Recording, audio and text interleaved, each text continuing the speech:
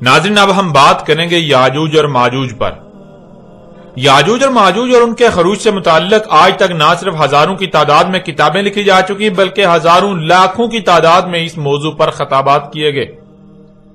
लेकिन इस सब के बावजूद आज तक ये सवाल का सवाल ही रहा कि याजूज और माजूज क्या है। इतना कुछ लिखे और बोले जाने के बावजूद भी आज तक अक्सरियत इस मौजू पर एक दूसरे से इख्तलाफ ही कर रही है। यूं ये मौजू मजीद पेचीदगियों और उलझनों का शिकार हो गया। नाज़रीन, सबसे पहले याजूज और माजूज के बारे में पाए जाने वाले अकायद और नजरियात को आपके सामने रखते हैं। उसके बाद उसके बरक्स हक हर लिहाज से खोल खोल कर आप पर वाज़ेह करते हैं। खुद को कुरान के तर्जमान कहलवाने वालों की अक्सरियत का ना सिर्फ ये कहना है बल्कि मानना है कि नूह अलैहिस्सलाम के 3 बेटों साम, हाम और याफित में से याफित के 2 बेटों के नाम याजूज और माजूज थे। उन दोनों की नस्लों से वजूद में आने वाले 2 कबाइल के नाम याजूज और माजूज थे। इन्हीं दोनों कबाइल जो कि याजूज और माजूज हैं, इनका अल्लाह सुब्हानहू तआला ने कुरान में जिक्र किया। और फिर मजीद कहा जाता है कि ज़ुल्करनैन अलैहिस्सलाम ने उन्हें एक दीवार के पीछे बंद कर दिया था जो क़यामत के करीब आजाद होंगे। जब आजाद होंगे तो हर बुलंदी से उतरेंगे, हर शय खा पी जाएंगे, सब चश्मों का पानी इस तरह पी जाएंगे कि पानी का नामो निशान तक मिट जाएगा। वह अहले जमीन का कत्लेआम करेंगे। उसके बाद वो कहेंगे कि हमने अहले जमीन को तो कत्ल कर दिया, अब आसमान वालों को कत्ल करते हैं। यूं वो अपने तीर आसमान की तरफ फेंकेंगे और अल्लाह ऊपर आसमानों से उनके तीर खून आलूद करके वापस जमीन की तरफ भेजेगा, जिससे वो समझेंगे कि हम आसमान वालों पर भी गालिब आ गए, हमने आसमान वालों को भी कत्ल कर दिया। फिर आखिर में ईसा अलैहिस्सलाम की दुआ से एक कीड़े या आग से उनको हलाक कर दिया जाएगा। नाज़रीन, खुद को मुसलमान कहलवाने वालों की अक्सरियत इन्हीं अकायद और नजरियात की हामिल है। अक्सरियत के नजदीक याजूज और माजूज किसी फिल्मी किरदार से बढ़कर कोई अहमियत नहीं रखते कि एक दिन वो अचानक पहाड़ों से सैलाब की मानंद उतरेंगे और देखते ही देखते सब कुछ तबाह बर्बाद करके रख देंगे। लेकिन सवाल यह पैदा होता है कि क्या हक यही है? क्या हकीकत यही है या फिर हकीकत इसके बिल्कुल बरक्स कुछ और है? और आज तक हकीकत के बरक्स याजूज और माजूज को दियोमालाई कहानी बनाकर इसकी खूब तशहीर की गई जो जबान जदे आम हो गई, हालांकि उसका हकीकत के साथ कोई ताल्लुक नहीं। नाज़रीन, हकीकत क्या है? हकीकत को जानने के लिए सबसे पहले यह जानना लाजिम है कि याजूज और माजूज के हवाले से पाया जाने वाला यह अकीदा आया कहां से? क्या यह अकीदा कुरान से अखज किया गया या फिर गैर कुरान से? हकीकत क्या है, हक क्या है, उसे जानने के लिए सबसे पहले यह जानना लाजिम है कि याजूज और माजूज के हवाले से पाया जाने वाला यह अकीदा आया कहां से? क्या यह अकीदा कुरान से अखज किया गया या फिर गैर कुरान से अखज किया गया? नाज़रीन, हकीकत तो यह है कि इस अकीदे की हामिल अक्सरियत का कहना है कि कुरान याजूज और माजूज पर खुलकर बात नहीं करता। पूरे कुरान में सिर्फ 2 मकामात पर याजूज और माजूज का जिक्र आया है और दोनों मकामात पर ही यह वाज़ेह नहीं किया गया कि याजूज और माजूज क्या हैं और उनसे मुताल्लिक बाकी किसी भी सवाल का जवाब इन दोनों मकामात पर नहीं मिलता। यानी इनका कहना यह है कि पूरे का पूरा कुरान याजूज और माजूज के बारे में रहनुमाई करने से कासिर है। इसलिए याजूज और माजूज से मुताल्लिक सवालात के जवाबात के लिए हमने अहादीस से रुजू किया और अहादीस ने हमें याजूज और माजूज से मुतल्लिक हमारे हर सवाल का जवाब दिया। यूं अहादीस से याजूज और माजूज के बारे में पाया जाने वाला अकीदा अखज किया गया। यानी इस अकीदे के हामिलीन अपनी जबान से यह इकरार करते हैं, खुद एतराफ करते हैं कि इन्होंने यह अकीदा कुरान से नहीं बल्कि गैर कुरान से अखज किया गया और उसे यानी गैर कुरान को ये अहादीस का नाम देते हैं कि मोहम्मद अलैहिस्सलाम ने याजूज और माजूज पर जो रहनुमाई की हमारे वही अकायद और नजरियात हैं। नाज़रीन, अब सवाल यह पैदा होता है कि क्या ये लोग वाकयातन अपने दावे में सच्चे हैं कि कुरान याजूज और माजूज पर रहनुमाई नहीं करता, जो इन्हें याजूज और माजूज के बारे में रहनुमाई के लिए गैर कुरान से रुजू करना पड़ा? और याजूज और माजूज के बारे में इनके जो अकायद और नजरियात हैं, क्या वाकयातन मोहम्मद अलैहिस्सलाम ने ही वही सब कहा या फिर इनके सब के सब खुद साता मन गढ़त अकायद और नजरियात हैं? آپ پیچھے کئی بار یہ بات جان چکے کہ اللہ سبحانہ و تعالیٰ نے اس قرآن میں کئی مقامات پر یہ بات واضح کر دی کہ کوئی ایک بھی سوال ایسا نہیں ہے، کوئی ایک بھی معاملہ یا مسئلہ ایسا نہیں ہے جس کا جواب، جس کا حل اس قرآن میں نہ ہو۔ آپ نے گزشتہ قسط میں بھی یہ بات جان لی کہ قرآن تو اپنے نزول سے لے کر الساعۃ کے قیام تک کی تاریخ ہے۔ اس قرآن کے نزول سے لے کر الساعۃ کے قیام تک جو کچھ بھی ہونا تھا، اللہ سبحانہ و تعالیٰ نے آج سے 14 صدیاں قبل ہی اس قرآن کی صورت میں اس کی مکمل اور احسن تاریخ اتار دی تھی۔ اب اگر اس کے باوجود کوئی یہ کہتا ہے کہ اس قرآن میں اہم ترین موضوع یاجوج اور ماجوج پر رہنمائی نہیں کی گئی، تو اس کا مطلب یہ ہے کہ وہ نہ صرف اس قرآن کے احسن اور حدیثی ہونے کا کفر کر رہا ہے، بلکہ اس کا عملاً یہ دعویٰ ہے کہ وہ سچا ہے اور اس کے برعکس اللہ جھوٹا ہے۔ وہ سچا اور قرآن جھوٹا ہے۔ اس کا یہ دعویٰ ہے کہ قرآن میں مکمل رہنمائی موجود نہیں ہے۔ قرآن ہر لحاظ سے، ہر پہلو سے رہنمائی نہیں کرتا۔ ناظرین، جب احسن الحدیث قرآن کو ترک کر کے اوروں سے رہنمائی لی جائے گی، غیر قرآن سے رہنمائی کے لیے رجوع کیا جائے گا، تو کیا غیر قرآن آپ کی رہنمائی کر سکتا ہے؟ نہیں، بالکل نہیں، ایسا ممکن ہی نہیں۔ اور جو بات یا جس سوال کا جواب بھی آپ غیر قرآن سے حاصل کریں گے، وہ کبھی بھی درست اور احسن جواب ہو ہی نہیں سکتا، وہ صرف اور صرف گمراہی ہی ہوگی۔ جیسا کہ آپ پر بالکل کھول کر واضح کر دیتے ہیں کہ محمد علیہ السلام نے کبھی بھی کسی ایک بھی موقع پر یہ نہیں کہا کہ یاجوج اور ماجوج نوح کے بیٹے یافت کے 2 بیٹوں کے نام تھے اور انہی کی نسلوں سے وجود میں آنے والے 2 قبائل یاجوج اور ماجوج ہیں۔ حقیقت یہ ہے کہ یاجوج اور ماجوج کا انتظار صرف اور صرف مسلمان ہی نہیں کر رہے، بلکہ ان سے پہلے سے ہی یہودی اور عیسائی بھی یاجوج اور ماجوج کے انتظار میں ہیں۔ یہودیوں اور عیسائیوں میں یاجوج اور ماجوج کے متعلق بالکل وہی عقائد و نظریات پائے جاتے ہیں جو عقائد و نظریات مسلمان قوم میں پائے جاتے ہیں۔ نوح کے 3 بیٹے تھے جن کے نام سام، حام اور یافت تھے۔ ان میں سے یافت کے 2 بیٹوں کے نام یاجوج اور ماجوج تھے۔ یہ بات یہودیوں اور عیسائیوں کے مذہبی مواد عہد نامہ قدیم یعنی اولڈ ٹیسٹامنٹ، جسے خود کو مسلمان کہلوانے والے تورات قرار دیتے ہیں، وہاں سے اخذ کی گئی۔ اور حیران کن بات یہ ہے کہ خود کو مسلمان کہلوانے والوں کا دعویٰ تو یہ ہے کہ یہودیوں اور عیسائیوں کے مذہبی مواد عہد نامہ قدیم میں یافت کے 2 بیٹوں کے نام یاجوج اور ماجوج مذکور ہیں، لیکن ناظرین حقیقت اس کے بالکل برعکس ہے۔ اور حقیقت جان کر آپ چونک جائیں گے کہ کس طرح آج تک یہ بڑے بڑے علماء و مفسر قرآن کے طور پر معروف خود کو اور اکثریت کو دھوکہ دیتے رہے۔ مثال کے طور پر ایسے ہی 2 مشہور و معروف شخصیات کا اس بارے میں کیا کہنا ہے، اس کو آپ کے سامنے رکھتے ہوئے اس دھوکے کو واضح کرتے ہیں۔ جیسا کہ آپ اپنی آنکھوں سے دیکھیں اور اپنے کانوں سے سنیں کہ اس بارے میں ڈاکٹر اسرار احمد کا کیا کہنا ہے۔ یہاں یہ سمجھ لیجئے کہ یاجوج ماجوج سے کیا مراد ہے۔ حضرت یافس علیہ السلام جو 3 بیٹے تھے حضرت نوح علیہ السلام کے، سام، حام، یافس۔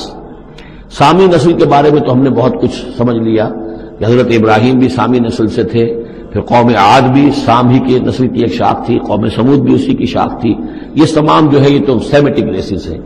حضرت یافس کی اولاد نے یہ سینٹرل ایشین ماؤنٹینز کا جو سلسلہ ہے اس کو کراس کیا اور شمال میں چلے گئے، اور شمال میں جا کر دائیں بائیں پھیل گئے۔ پھر یہ میدان ہے، ٹنڈرے کے میدان اور فلانے میدان اور بڑے بڑے کھلے میدان ہیں۔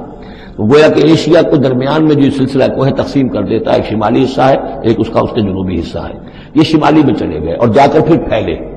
پھیلنے میں وہ مشرق کی طرف آئے تو چین اور ہند چینی تک یہ ساری قومیں جو ہے یہ یلو ریسز، یہ انہی کی نسل سے ہیں۔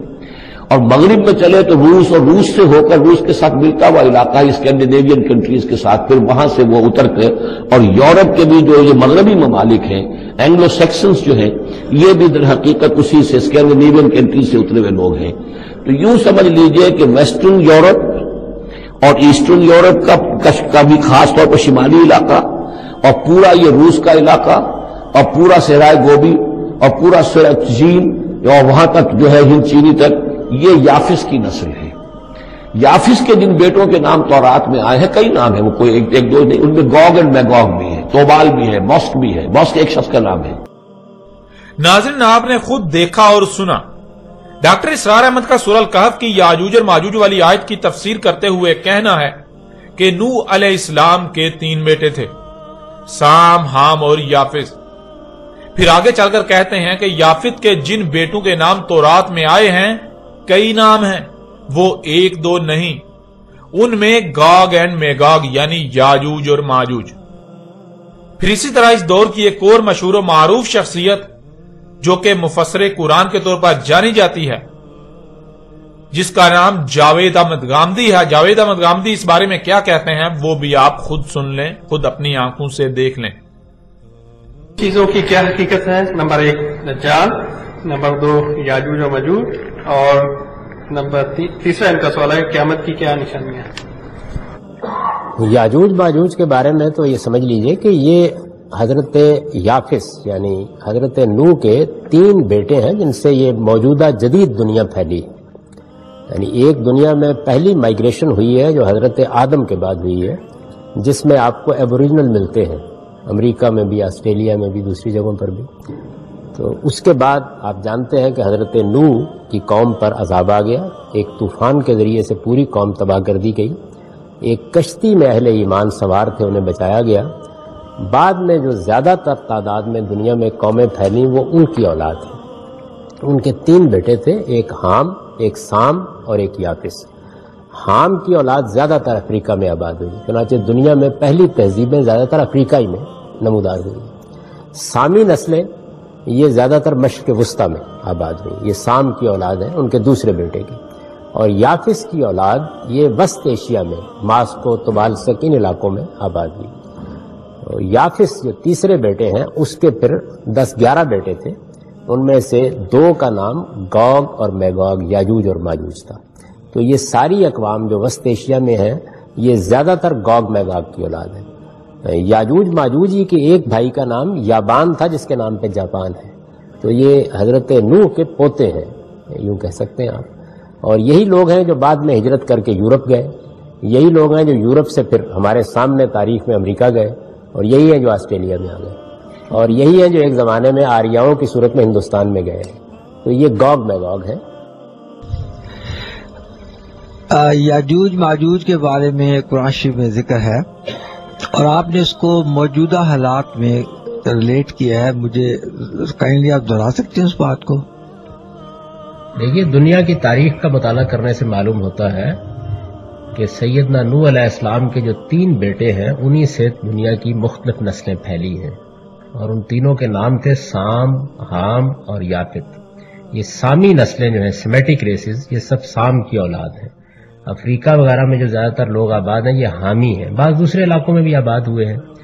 اور تیسرے بیٹے یافس کی اولاد وسط ایشیا میں آباد ہوئی، اور یہ یافس ہے جس کے بیٹوں میں یاجوج ایک بیٹے کا نام ہے، ماجوج دوسرے بیٹے کا نام ہے، یابان تیسرے بیٹے کا نام ہے، طبالسک چوتھے بیٹے کا نام ہے۔ یہ روس کے جو مختلف شہر ہیں یہ انہی کے ناموں پر ہیں، جاپان بھی یابان کے نام پر ہے۔ تو یہ اصل میں یافت کی اولاد ہے۔ یاجوج و ماجوج کی نسل وسط ایشیا میں پھیلی، پھر وسط ایشیا سے ہندوستان کی طرف آریہ آپ کو معلوم ہے کہ ہجرت کر کے آئے، پھر یہی نسلیں ہیں جو یورپ میں آباد ہوئیں، اور یہی پھر نسلیں ہیں جو پھر امریکہ میں اور آسٹریلیا میں، یہ تو معلوم تاریخ میں جا کے آباد ہوئی ہیں۔ تو یہ اصل میں یافت کی اولاد ہے ساری، یاجوج ماجوج جو ہے۔ آپ نے دیکھا اور سنا، جاوید احمد غامدی صاحب کا بھی وہی کہنا ہے کہ نوح علیہ السلام کے 3 بیٹے تھے، سام، حام اور یافس۔ پھر کہا کہ یافس کے 10-11 بیٹے تھے، جن میں سے 2 کے نام یاجوج اور ماجوج تھے۔ ناظرین، سب سے پہلے تو آپ یہ بات جان لیجئے کہ نوح علیہ السلام اور ان کے بعد کی تاریخ بالخصوص نوح اور اس کے بیٹوں اور نوح کے بیٹوں کی نسلوں کی تاریخ کا دنیا میں ایک ہی ماخذ ہے، اور وہ ہے بائبل۔ بائبل بہت سی کتابوں کا مجموعہ ہے جو مختلف انبیاء سے منسوب کی جاتی ہیں۔ بائبل 2 حصوں میں تقسیم ہے۔ پہلا حصہ جسے پرانا عہد نامہ یعنی اولڈ ٹیسٹامنٹ کہا جاتا ہے، اور دوسرا حصہ نیا عہد نامہ یعنی نیو ٹیسٹامنٹ کہلاتا ہے۔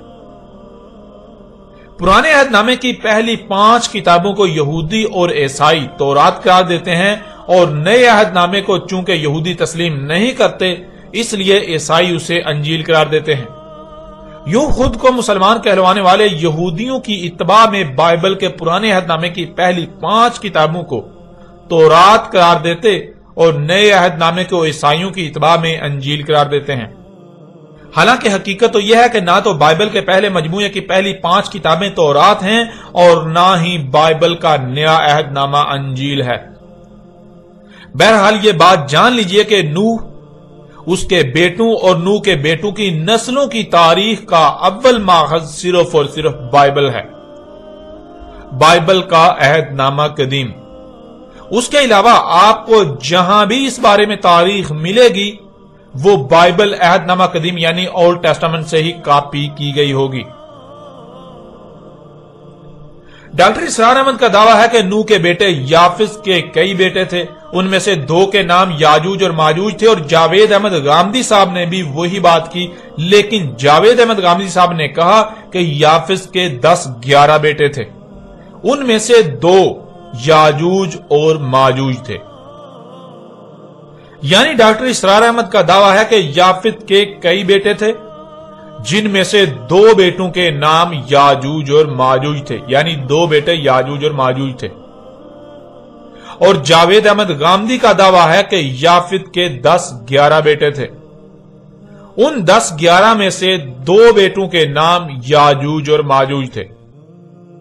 लेकिन नाज़रीन, हैरान कुन और दहला कर रख देने वाली बात तो यह है कि जहां से ये अपनी बात अखज़ करने के दावेदार हैं, यानी अहदनामा कदीम जिसे मुसलमान तौरात करार देते हैं, उसमें ना तो याफिस के बेटों के बारे में यह लिखा है कि याफिस के कई बेटे थे और ना ही यह लिखा है कि याफिस के 10-11 बेटे थे। और फिर इससे भी बढ़कर चौंका देने वाली बात तो यह है कि यह भी नहीं लिखा हुआ कि याफिस के 2 बेटों के नाम याजूज और माजूज थे, यानी याफिस के 2 बेटे याजूज और माजूज थे। हकीकत क्या है? अहदनामा कदीम जिसे मुसलमान यहूदियों और ईसाइयों की इत्तबा में तौरात करार देने पर बाजिद हैं, उसमें जो लिखा है वो आपके सामने रखते हैं ताकि आप अपनी आंखों से देखकर यह फैसला कर सकें कि जिनको बड़े बड़े उलमा और कुरान के तर्जमान के तौर पर जाना और पहचाना जाता है, जो दुनिया में अल्लाह के नुमाइंदे बने फिरते हैं, उनकी हकीकत क्या है। जब बड़ों की हकीकत यह है तो फिर छोटे मुल्लाओं जो कि इन्हीं की इत्तबा करते हैं, उनका क्या हाल होगा, उनकी हकीकत क्या होगी। इस वक्त आपको स्क्रीन पर बाइबल अहदनामा कदीम की पहली किताब पैदाश के चैप्टर 9 के पैरा नंबर 18 और 19 नजर आ रहे हैं, जिनमें लिखा है, नूह के बेटे जो किश्ती से बाहर आए थे साम, हाम और याफित थे। नूह के यही 3 बेटे थे और इनकी नस्ल सारी जमीन पर फैल गई। फिर आगे चैप्टर 10 के पैरा नंबर 2 में लिखा है, याफित के ये बेटे हैं जुमर, माजूज, मादी, याबान, तोबल, मस्क और तेरास। नाज़रीन, इसी बाइबल का ही हवाला देते हुए डॉक्टर इसरार अहमद का कहना था कि याफित के कई बेटे थे और उनमें से 2 के नाम याजूज और माजूज थे। और जावेद अहमद गामदी का भी इसी बाइबल का हवाला देते हुए कहना था कि याफित के 10-11 बेटे थे, जिनमें से 2 के नाम याजूज और माजूज थे। लेकिन आपने देख लिया और जान लिया कि हकीकत दोनों के ही बिल्कुल बरअक्स है। ना तो याफित के कई बेटे थे जो कि गिनती में नहीं आ रहे थे, और ना ही बकौल जावेद अहमद गामदी 10-11 बेटे, बल्कि बाइबल में तो वाज़ेह अल्फाज में याफित के 7 बेटों का जिक्र किया गया है और उन 7 के नाम भी दर्ज हैं। और फिर डॉक्टर इसरार और जावेद अहमद गामदी के बकौल उनमें से 2 के नाम याजूज और माजूज थे। ये बात भी 100% गलत है। 2 नहीं बल्कि 1 ही बेटे का नाम माजूज था। अब नाज़रीन, आप खुद फैसला करें कि जिनको आज तक आप इतने बड़े बड़े उलमा और मुफस्सिर कुरान के नाम पर जानते और पहचानते रहे, उनकी हकीकत क्या है। जब इतने बड़े बड़े उलमा और मुफस्सिर कुरान के दावेदारों का यह हाल है, जो बात वो कर रहे हैं वो बिल्कुल बेबुनियाद और गलत है, उसके बावजूद वो डंके की चोट पर अपनी बेबुनियाद और बातिल बात को बगैर किसी खौफ के पेश कर रहे हैं, तो उनकी इत्तबा करने वालों की हालत क्या होगी, यह जानना कोई मुश्किल नहीं। और यह बात भी जान लें कि यह सिर्फ डॉक्टर इसरार और जावेद अहमद गामदी की बात नहीं हो रही, बल्कि 100% मुल्लाओं की बात हो रही है। इन 2 को तो बतौर मिसाल आपके सामने रखा गया। کیونکہ ڈاکٹر اسرار اور جاوید گامدی نے کوئی نئی بات پیش نہیں کی، بلکہ انہوں نے بھی اسی کو نقل کیا جو نسل در نسل چلا رہا ہے۔ فرق صرف اتنا ہے کہ ان کا نقل کرنے کا انداز اپنا ہے۔ اب آپ خود فیصلہ کریں کہ یاجوج اور ماجوج کی اکثریت کے عقائد و نظریات کی جب بنیاد ہی غلط ہے، من گڑت ہے، تو پورے عقیدے کی کیا اہمیت و حیثیت رہ جاتی ہے؟ اس میں کس قدر صداقت ہوگی؟ یہ فیصلہ کرنا کوئی مشکل نہیں رہا۔ یاجوج اور ماجوج سے متعلق پائے جانے والے عقائد و نظریات وہی ہیں جو یہودیوں اور عیسائیوں میں پائے جاتے ہیں۔ اب سوال یہ پیدا ہوتا ہے کہ اگر یہودی اور عیسائی اس معاملے میں حق پر تھے تو کیا محمد علیہ السلام کو یہودیوں اور عیسائیوں کی تائید و تصدیق کے لیے پیش کیا گیا؟ کیا قرآن اللہ سبحانہ وتعالی نے یہودیوں اور عیسائیوں کی تائید و تصدیق کے لیے اتارا تھا؟ آپ یہ بات جان چکے ہیں کہ یاجوج اور ماجوج سے متعلق یہ عقیدہ صرف خود کو مسلمان کہلوانے والوں کا ہی نہیں بلکہ یہودیوں اور عیسائیوں کا بھی یہی عقیدہ ہے۔ اب یہ بات قابل غور ہے کہ اگر مسلمان اپنے اس عقیدے میں سچے ہیں تو پھر اس کا مطلب یہ ہے کہ یہودیوں اور عیسائیوں نے یہ عقیدہ بعد میں جا کر مسلمانوں سے اخذ کیا، لیکن حقیقت اس کے بالکل برعکس ہے۔ حقیقت ہر کوئی جانتا ہے کہ حقیقت یہ نہیں ہے، بلکہ یہودی و عیسائی تو خود کو مسلمان کہلوانوں سے نہ صرف پہلے موجود تھے بلکہ ان میں اس وقت یہ عقیدہ پایا جاتا تھا، اور اگر آج مسلمانوں میں یہ عقیدہ پایا جاتا ہے تو مسلمانوں میں یہ عقیدہ یہودیوں اور عیسائیوں سے ہی منتقل ہوا، نہ کہ یہودیوں اور عیسائیوں میں مسلمانوں سے منتقل ہوا۔ جب حقیقت یہ ہے کہ یہ عقیدہ یہودیوں اور عیسائیوں کا عقیدہ ہے اور بعد میں مسلمانوں میں منتقل ہوا تو سوال یہ پیدا ہوتا ہے کہ کیا قرآن کو یہودیوں اور عیسائیوں کے عقائد و نظریات کی تائید و تصدیق کے لیے اتارا گیا؟ کیا محمد رسول اللہ علیہ السلام کی بعثت کا مقصد یہودیوں اور عیسائیوں کے عقائد و نظریات کی تائید و تصدیق کرنا تھی؟ کیونکہ ناظرین، اللہ سبحانہ وتعالی نے قرآن میں کئی مقامات پر اپنا یہ قانون واضح کر دیا کہ اللہ رسول کو صرف اور صرف اسی وقت بیعث کرتا ہے جب دنیا 100% گمراہی میں ہوتی ہے، جب انسان 100% ہی گمراہیوں میں ہوتے ہیں، نور کی ایک کرن بھی نہیں ہوتی۔ جیسا کہ اس وقت آپ کو سکرین پر سورہ آل عمران کی آیت نمبر 164 نظر آ رہی ہے، جس میں اللہ سبحانہ تعالیٰ کا کہنا ہے لَقَدْ مَنَّ اللَّهُ عَلَى الْمُؤْمِنِينَ إِذَا بَعَثَ فِيهِمْ رُسُولًا مِنْ أَنفُسِهِمْ يَتْلُو عَلَيْهِمْ آيَاتِهِ وَيُزَكِّيهِمْ وَيُعَلِّمُهُمُ الْكِتَابَ وَالْحِكْمَةَ وَإِنْ كَانُوا مِنْ قَبْلُ لَفِي ضَلَالٍ مُبِينٍ۔ تحقیق یعنی یہ بات طے شدہ ہے، تم اپنے گھوڑے دوڑا لو، تم اپنی تحقیق کر لو، غور و فکر کر لو، یہی بات تمہارے سامنے آئے گی جو بات کہی جا رہی ہے۔ جو اللہ ہے مومنین پر تب بیعث کرتا ہے رسول ان میں انہی میں سے جو تلاوہ کر رہا ہے ان پر اس کی آیات کی اور تزکیہ کر رہا ہے اور ان کو سکھا رہا ہے الکتاب اور الحکمہ، اور اگر تھے اس سے پہلے دلال مبین میں، یعنی ہر لحاظ سے 100% گمراہیوں میں تھے۔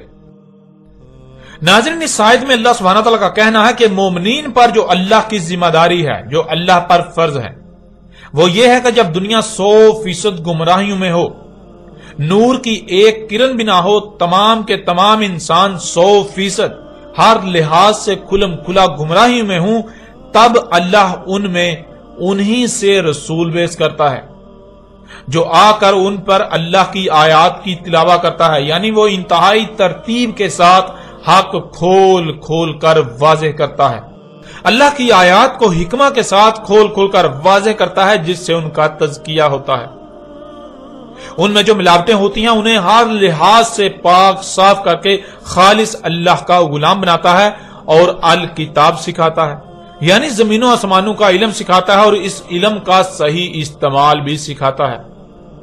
اس آیت میں اللہ سبحانہ وتعالی نے 2 ٹوک الفاظ میں اپنا قانون واضح کر دیا کہ اللہ صرف اور صرف اسی وقت رسول بیعث کرتا ہے جب انسان 100% کھلم کھلا ہر لحاظ سے گمراہیوں میں ہوتے ہیں، نور کی ایک کرن بھی نہیں ہوتی۔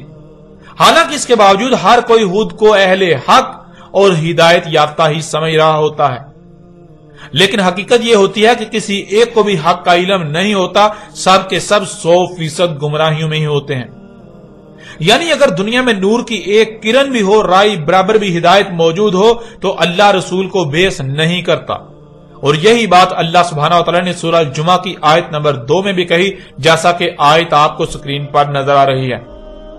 وَالَّذِي بَعَثَ فِي الْأُمِّيِّينَ رَسُولًا مِّنْهُمْ يَتْلُو عَلَيْهِمْ آيَاتِهِ وَيُزَكِّيهِمْ وَيُعَلِّمُهُمُ الْكِتَابَ وَالْحِكْمَةَ وَإِن كَانُوا مِن قَبْلُ لَفِي ضَلَالٍ مُّبِينٍ۔ وہی ہے ذات یعنی اللہ، امیین میں بیس کیا رسول انہی میں سے، جو تلاوت کر رہا ہے ان پر اس کی آیات کی اور ان کا تزکیہ کر رہا ہے، اور علم سکھا رہا ہے الکتاب کا اور حکمت، اگر تھے اس سے پہلے ہر لحاظ سے کھلم کھلا گمراہیوں میں۔ ناظرین، حسب سابق اللہ سبحانہ وتعالی نے آیت کے آخری حصے میں یہ بات بالکل کھول کر واضح کر دی، اگر تھے اس سے پہلے کھلم کھلا ہر لحاظ سے 100% گمراہیوں میں، یعنی اگر وہ ہر لحاظ سے کھلم کھلا گمراہیوں میں نہ ہوتے تو اللہ رسول بیس نہ کرتا، جس سے یہ بات بالکل کھل کر واضح ہو جاتی ہے کہ جب اللہ سبحانہ وتعالی نے اپنے رسول محمد کو بیس کیا تھا تب پوری دنیا ہر لحاظ سے کھلم کھلا گمراہیوں میں تھی، ان کے عقائد و نظریات جاہلانہ اور بے بنیاد اور محض ظن پر مبنی تھے، نہ کہ علم پر مبنی، اور قرآن میں جس موضوع کو بھی زیر بحث لایا گیا تو اس موضوع پر قرآن سے پہلے جو بھی عقائد و نظریات عام تھے وہ سوائے گمراہی کے اور کچھ نہ تھے۔ یوں قرآن نے اس حوالے سے اس کے نزول سے پہلے پائے جانے والے عقائد و نظریات کا رد کرتے ہوئے ان کے برعکس حق بیان کیا۔ اس لیے ناظرین، اب آپ پر یہ بات بالکل کھل کر واضح ہو جانی چاہیے کہ خود کو مسلمان کہلوانے والوں میں یاجوج اور ماجوج سے متعلق جو یہودیوں اور عیسائیوں والے عقائد و نظریات پائے جاتے ہیں ان کا حق کے ساتھ کوئی تعلق نہیں، وہ محض بے بنیاد قصے اور کہانیاں ہیں۔ ناظرین، آپ پر یہ بات بالکل کھل کر واضح ہو چکی کہ خود کو مسلمان کہلوانے والوں میں یاجوج اور ماجوج سے متعلق پائے جانے والے عقائد و نظریات قرآن سے اخذ کردہ نہیں بلکہ بائبل سے اخذ کردہ یہودیوں اور عیسائیوں والے ہی عقائد و نظریات ہیں۔ یاجوج اور ماجوج سے متعلق مسلمانوں میں پائے جانے والے عقائد و نظریات قرآن کے پیش کردہ نہیں بلکہ بائبل سے اخذ کیے گئے۔ اب اگر اس کے باوجود کوئی اپنے سابقہ بائبلی عقائد و نظریات پر ڈٹا رہتا ہے تو ایسا شخص اپنے عمل سے یہ دعویٰ کر رہا ہوتا ہے کہ نہ تو محمد اللہ کا رسول تھا اور نہ ہی قرآن اللہ کی طرف سے اتارا ہوا، کیونکہ اللہ سبحانہ و تعالیٰ کا کہنا ہے کہ اللہ رسول کو صرف اور صرف تب بیس کرتا ہے جب دنیا 100% ہر لحاظ سے گمراہیوں میں ہوتی ہے، نور کی ایک کرن بھی نہیں ہوتی۔ لیکن ایسے شخص کا اللہ سبحانہ تعالیٰ کے برعکس کہنا ہے کہ جب محمد کو بیس کیا گیا تب ہدایت موجود تھی، لوگ حق پر تھے، نور موجود تھا۔ اب اگر حق تھا، ہدایت تھی، لوگ دلال مبین میں نہیں تھے تو اس کا مطلب کہ محمد اللہ کا رسول نہیں تھا، کیونکہ رسول کی بعثت ہوتی ہی تب ہے جب انسان 100% گمراہیوں میں ہوں، نور کی ایک کرن بھی نہ ہو، اور جو ایسی حالت میں آئے کہ نور موجود ہو، لوگ ہدایت یافتہ ہوں، ان میں ہدایت موجود ہو، ان میں حق موجود ہو، یا ان کے پاس کچھ نہ کچھ حق موجود ہو، تو وہ رسول کیسے ہو سکتا ہے؟ قرآن کے مطابق وہ رسول نہیں ہو سکتا۔ قرآن کا دعویٰ یہ ہے کہ ایسا شخص رسول ہو ہی نہیں سکتا، اور اگر ایسا شخص یاجوج اور ماجوج کے متعلق بائبلی عقیدے پر بھی ڈٹا رہے اور یہ بھی کہے کہ محمد اللہ کا رسول تھا تو اس کا مطلب کہ وہ اپنے عمل سے دعویٰ کر رہا ہے کہ قرآن غیر اللہ کی طرف سے ہے، کیونکہ اللہ سبحانہ وتعالی نے دو ٹوک الفاظ میں کہا کہ اگر یہ غیر اللہ کی طرف سے ہوتا تو تم اس میں اختلافاً کثیرہ پاتے، جیسا کہ آپ آیت سکرین پر دیکھ رہے ہیں۔ سورہ نساء کی آیت نمبر 82 میں اللہ سبحانہ وتعالی کا کہنا ہے افلا یتدبرون القرآن ولو کان من عند غیر اللہ لوجدوا فیہ اختلافا کثیرا، کیا پس نہیں تدبر کر رہے القرآن، یعنی جو بھی ان پر قرأ کیا جا رہا ہے، جو بھی علم ان کے اوپر بالکل واضح کیا جا رہا ہے، اور اگر تھا کسی اور سے اللہ کے علاوہ کہ تم پاتے اس میں کثیر اختلاف، یعنی ایک مقام پر کچھ کہا جا رہا ہے اور دوسرے مقام پر کچھ اور کہا جا رہا ہے، کہا کچھ اور جا رہا ہے اور کیا کچھ اور جا رہا ہے۔ اب اگر قرآن ایک طرف یہ کہے کہ رسول تب بیس کیا جاتا ہے جب انسان 100% گمراہی میں چلے جائیں، اور دوسری طرف اپنے دعوے کے بالکل برعکس تب رسول بیس کر دے، جب حق موجود ہو، نور موجود ہو، ہدایت موجود ہو، انسان ہدایت پر ہوں، تو ظاہر ہے قرآن میں اختلاف ثابت ہو کر غیر اللہ کی طرف سے ثابت ہو جاتا ہے۔ اگر کوئی دل سے نہ صرف محمد کو اللہ کا رسول بلکہ قرآن کو اللہ کی طرف سے اتارا ہوا تسلیم کرتا ہے تو اسے اپنے عمل سے بھی یہ ثابت کرنا ہوگا۔ اسے یاجوج اور ماجوج سے متعلق پائے جانے والے بائبلی عقیدے کا انکار کرتے ہوئے، اسے دماغ سے نکالتے ہوئے اس کے برعکس اللہ سبحانہ و تعالیٰ نے جو قرآن میں اس حوالے سے رہنمائی کی اسے تسلیم کرنا ہوگا، ورنہ وہ نہ صرف اپنے عمل سے محمد کے اللہ کا رسول ہونے کا کفر کر رہا ہے، بلکہ اس کا عملاً دعویٰ ہے کہ قرآن میں اختلافات پائے جاتے ہیں۔ یوں قرآن اللہ کی طرف سے نہیں بلکہ غیر اللہ کی طرف سے ہے۔ ویسے بھی ناظرین، اگر تو اللہ سبحانہ و تعالیٰ اس قرآن کے برعکس غیر قرآن سے رہنمائی لینے کی اجازت دے تو بلا شک و شبہ غیر قرآن سے نہ صرف ہدایت لی جا سکتی ہے بلکہ ہدایت مل بھی سکتی ہے، لیکن جب اللہ سبحانہ و تعالیٰ اس کی اجازت ہی نہیں دیتا، الٹا سختی کے ساتھ غیر قرآن کی طرف رجوع کرنے سے منع کرتا ہے، تو پھر غیر قرآن کی بات کیسے حق ہو سکتی ہے؟ غیر قرآن آپ کی رہنمائی کیسے کر سکتا ہے؟ ایسا ممکن ہی نہیں کہ غیر قرآن کی بات سچ ہو، غیر قرآن کی بات حق ہو، وہ آپ کی رہنمائی کر سکے۔ ناظرین، اب تک آپ پر یہ واضح ہو چکا کہ خود کو مسلمان کہلوانے والوں میں یاجوج اور ماجوج سے متعلق پائے جانے والے عقائد و نظریات قرآن کے برعکس بائبل سے اخذ کردہ یہودیوں اور عیسائیوں والے ہی عقائد و نظریات ہیں، اور اگر بائبل سے اخذ کردہ یہودیوں اور عیسائیوں والے عقائد و نظریات حق اور سچ ہوتے تو محمد علیہ السلام کو بیس نہ کیا جاتا، کیونکہ اللہ صرف اور صرف تب ہی رسول بیس کرتا ہے جب انسان 100% ہر لحاظ سے گمراہی میں چلے جاتے ہیں۔ اس لیے جب محمد علیہ السلام کو بیس کیا گیا تو محمد علیہ السلام کی بعثت کا مقصد یہودیوں اور عیسائیوں کے عقائد و نظریات کی تائید و تصدیق کرنا نہیں تھا، بلکہ اس کے بالکل برعکس ان کے تمام تر عقائد و نظریات کا رد کرتے ہوئے حق کو کھول کھول کر واضح کرنا تھا۔ اس لیے خود کو مسلمان کہلوانے والوں میں یاجوج اور ماجوج سے متعلق پائے جانے والے یہودیوں اور عیسائیوں والے عقائد و نظریات کا حق کے ساتھ کوئی تعلق نہیں، وہ محض بے بنیاد باطل قصے و کہانیاں ہیں جن کا حقیقت کے ساتھ کوئی تعلق نہیں، جو آج تک اس قوم میں یعنی مسلمان کہلانے والوں میں عام کر دیے گئے، ان کی خوب تشہیر کی گئی۔ نظر اب سوال یہ پیدا ہوتا ہے کہ جب یاجوج اور ماجوج سے متعلق پائے جانے والے عقائد و نظریات کا حقیقت کے ساتھ کوئی تعلق نہیں، تو پھر یاجوج اور ماجوج کے بارے میں حق کیا ہے؟ یاجوج اور ماجوج کیا ہیں اور ان کے بارے میں ان سے متعلق اٹھنے والے تمام تر سوالات کے جوابات کیا ہیں؟ ناظرین، حق جاننے کے لیے اب آتے ہیں قرآن کی طرف اور قرآن سے ہی رہنمائی لیتے ہیں کہ اللہ سبحانہ و تعالیٰ نے اس قرآن میں اس کا کیا جواب دیا۔